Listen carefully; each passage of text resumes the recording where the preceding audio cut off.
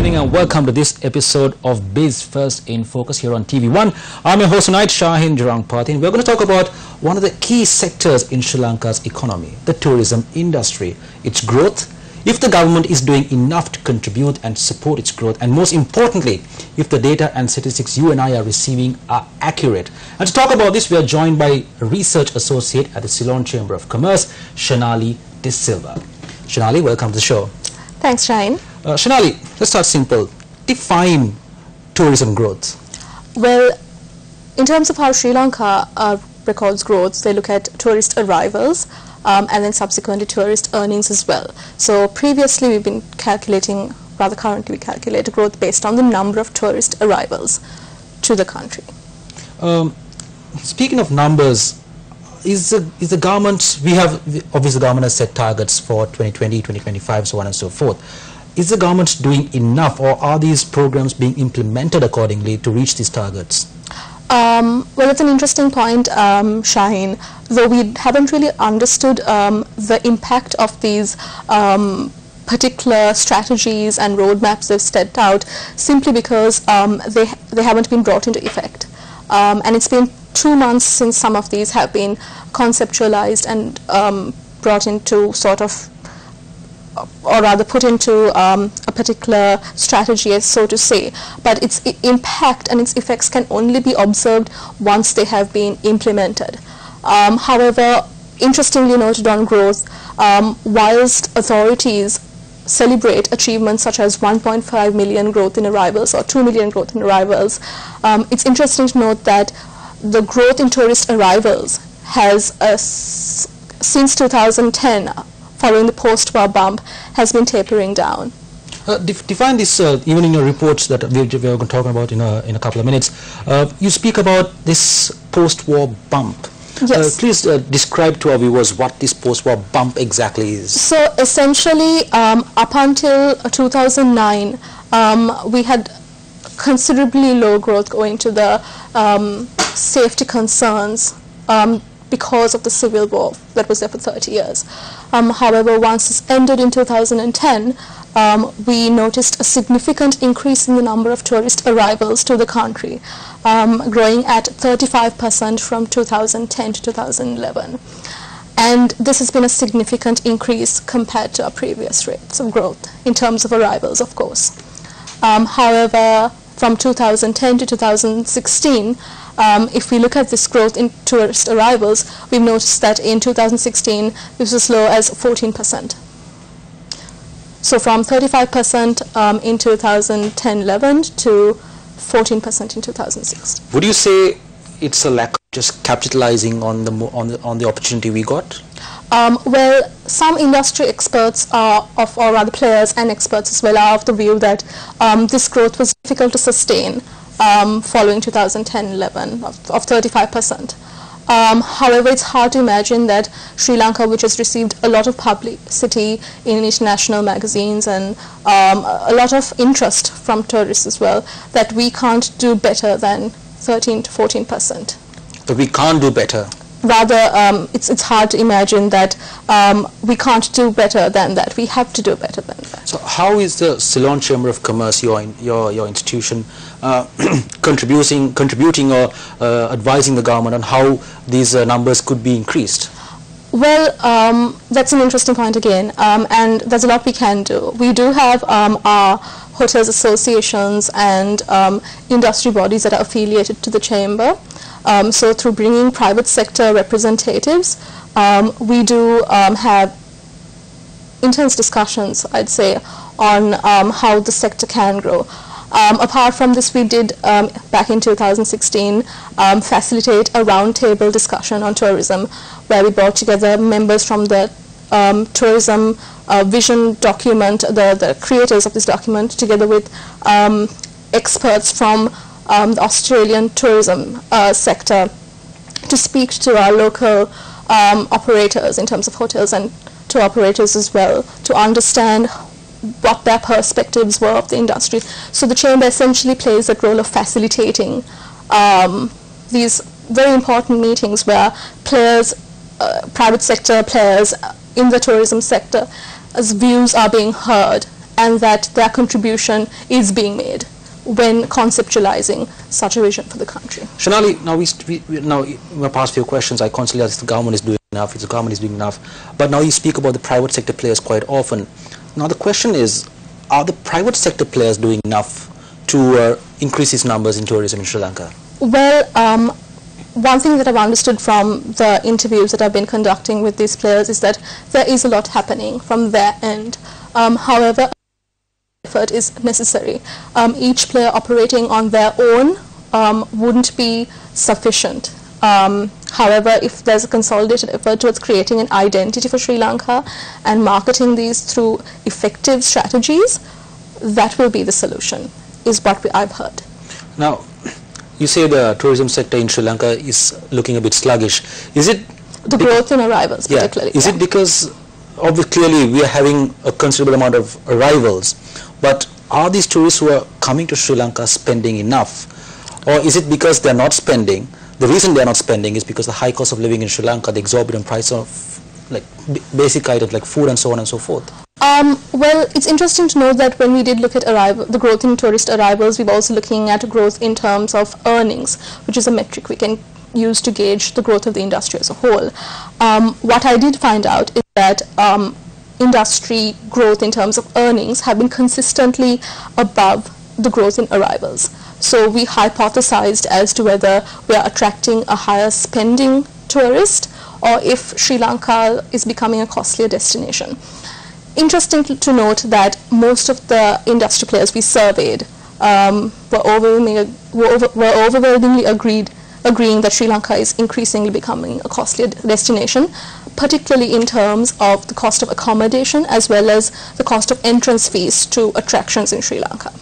Shanali, you spoke about accommodation and one of the reasons for the decline in tourist arrivals in Sri Lanka and for tourists to spend here. While that is also a somewhat reasonable way to increase revenue in Sri Lanka, to increase accommodation fees, however, some opine that these high accommodation fees do not have a return in terms of services, and some say that the services and the attractions we have in Sri Lanka are quite monotonous. Absolutely, and that is interesting. So the industry players that I interviewed also commented on this, stating that accommodation, which accounts for about 60% of a tourist's budget, has been considerably increasing over the past few years. The high cost of construction coupled with refurbishments as well as the high cost of skilled labor have been some of the underlying factors driving the growth in the cost of accommodation. However, in terms of the cost of entrance fees to attractions, 91% of our respondents stated that they do not offer value for money because some of the entrance fees have been some of the costliest in the region, with Sigiriya charging $35 for an entrance ticket, the Cultural Triangle collectively about $50. So this has been a significant concern given the fact that they don't have proper facilities at these sites for tourists. So also looking at the trend of attracting experiential tourists who are increasingly interested in experiencing the culture and everything the country has to offer in terms of locality as well. This is a significant concern given that these costs are increasing and they don't find value. Do you believe that the tourism sector in Sri Lanka, the government or rather, is focusing too much on these hotels, on high-end hotels, rather than actually developing what Sri Lanka already has in terms of its diversification in its own nature? That's an interesting fact, Shaheen, but we're hoping that the findings from this report in terms of how industry players to operators see value in the industry would lead to an in-depth study of something of that nature.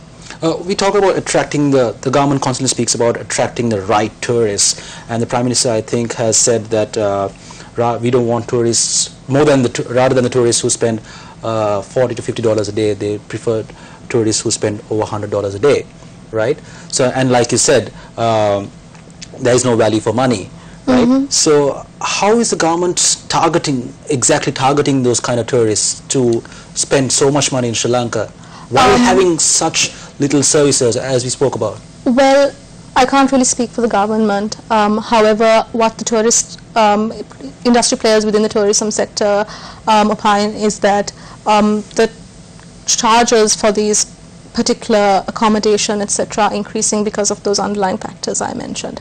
However, in terms of attracting higher spend tourists, what they did notice is that we are attracting a portion of them, especially in terms of those who are interested in accommodation at boutique villas, etc., that some of them charge as much as $1,000 per night. So we do have interest from this particular base of tourists. However, in terms of adding value, the government does need to do much more than what they're currently doing. Shonali, I'm going to have to cross over for a short commercial break. You're watching Biz1st in Focus, and we are talking about the sluggish growth in tourism in Sri Lanka. We are joined by Shonali De Silva, the Research Associate at the Ceylon Chamber of Commerce. More coming after the break. Stay with us. Welcome back. You're watching Biz1st in Focus. I'm Shahin Jirampati, and we are talking to Shonali De Silva, Research Associate at the Ceylon Chamber of Commerce. She's talking to us about the sluggish growth in tourism in Sri Lanka. Is the government doing enough? Well, we're about to find out. Shonali, I believe the Ceylon Chamber of Commerce has compiled a report, I think titled "Troubling Numbers, Can Sri Lanka's Tourism Sector Sustain Its Growth?" Could you talk about this report a bit? Absolutely. So interestingly, we embarked on understanding how the tourism industry is in fact growing, how the key metrics that thereby the tourist arrivals and the tourism earnings, how these particular aspects are growing. And we came across some startling facts. Firstly, that post-2010, after the post-war bump of 35%, the growth in tourist arrivals as well as tourism earnings have been tapering down. Secondly, Sri Lanka needs to move beyond measuring the sector's performance solely based on tourist arrivals. Because if you look at countries such as Thailand, who have a mature tourism sector, they too are deviating from measuring growth simply based on tourist arrivals, rather looking at tourism earnings per day, or rather tourist spend per day, as well as the tourist length of stay. So how does Sri Lanka calculate the tourism sector in Sri Lanka? How do we calculate it? Well, speaking to the Sri Lanka Tourism Development Authority, we found that growth in terms of arrivals is calculated based on the number of visas that are issued upon arrival, as well as pre-approved ones through the immigration department. In terms of tourism earnings, we found that this number is calculated based on an airport survey which is conducted annually, where they sample a particular group of tourists and identify length of duration, the average length of duration, the average spend per night, and calculated based on the number of arrivals. Interestingly though, our survey found, our report found glaring errors in sampling methods as well, which seriously question the integrity of the data and the numbers. Along with our survey to industry, experts revealed that majority of them were not particularly confident about the accuracy of the data. So now the government constantly says that we have to hit 5 million tourist arrivals by 2020, and right now we are hitting around 2 million, 2.5, so on and so on. Somewhere along those lines. That's right. So can we hit 5 million, or is this just an exaggerated number? Well, it's difficult to say at this point, Shaheen, because the scope of this report really doesn't cover if we can achieve that. But going by the numbers itself so far, we've noticed that the growth has been sluggish, it's been tapering down. However, what we can say is the government shouldn't solely depend on tourist arrivals to gauge the growth of the industry. Rather, they should also look at earnings and in terms of per day spend per tourist and their length of stay, where more mature markets like Thailand have aspired to do. Like countries like Thailand, Malaysia, these countries, they constantly attract tourists in millions. But like from what I've heard, what you said, Sri Lanka does not seem to be maintaining that little growth that they're having. Why? How come? Well, the industry experts and the operators in the industry commented stating that this is simply because Sri Lanka hasn't had a focused marketing strategy for the destination. on one hand. Secondly, we need to offer value. We need to be a value-oriented destination. The Prime Minister in his policy statement in November 2015 commented that that is the vision for the country and that's where it's moving towards. So with the Tourism Task Force, the Tourism Vision 2025 strategy in place, we hope that this would be achieved. We constantly spoke about arrivals and how the government is focusing on the big spenders, or recently the minister said the big boys, right? So by focusing on the big boys, are we losing sight of the much younger tourists who like I said, the ones who like to experience the culture, who like to go backpacking, nature, and all of that? Are we losing out on by focusing on the big spenders? Well, you really need to understand if big spender is limited to age in itself. If you look at what Sri Lanka has to offer as a destination in terms of value, we have multiple water sports that we can offer. We have unique in terms of the different aspects of our environment, because we have the hiking, the rock climbing, the beach sports, etc. So I think what we need to really ask is if we are capitalizing on these particular assets, are we ensuring that it's done in a sustainable manner? So the industry persons we spoke to for the report concluded that we haven't. Well, Shanali, hold that thought. We're going to cross over another short commercial break. Stay with Biz1st in Focus. We're joined by Shanali De Silva, Research Associate at the Ceylon Chamber of Commerce. You're watching Biz1st in Focus.